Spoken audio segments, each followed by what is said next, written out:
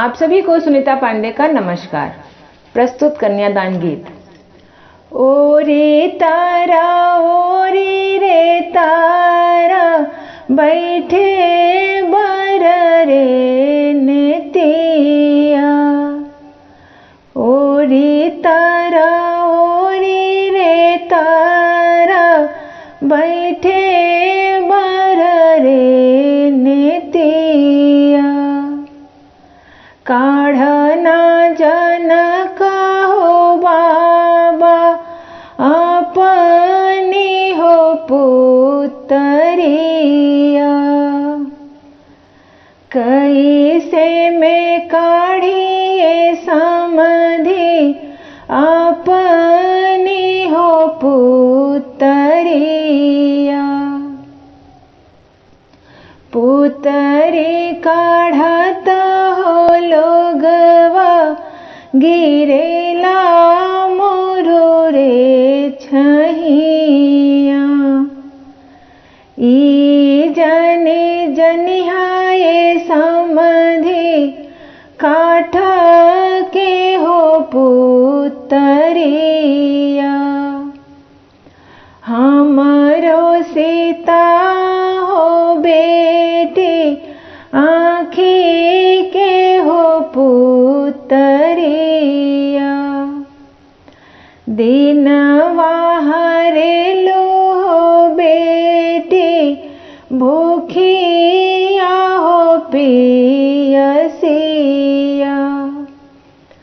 रतिया हरेलू हो बेटी बाबा के होगी अनवा। रतिया हरेलू हो बेटी चाचा आखिरे निंदिया। हमारो सीता हो बेटी आँखी के हो पुतरिया।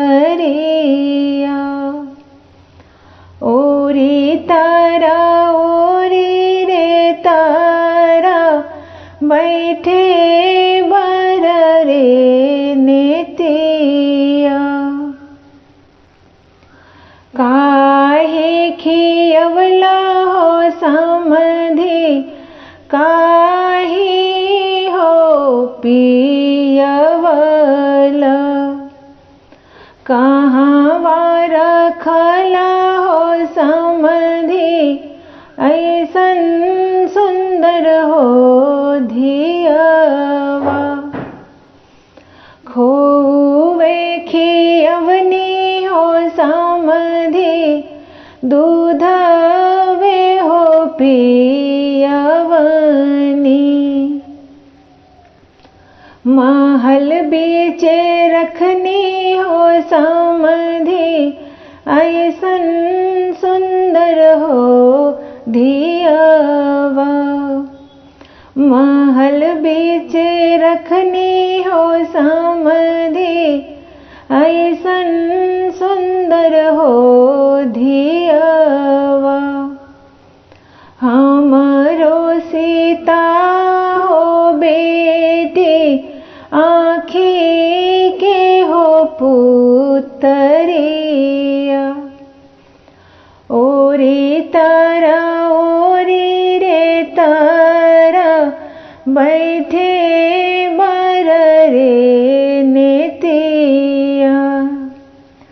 ओरी तारा ओरी रे तारा बैठे बर रे नेतिया।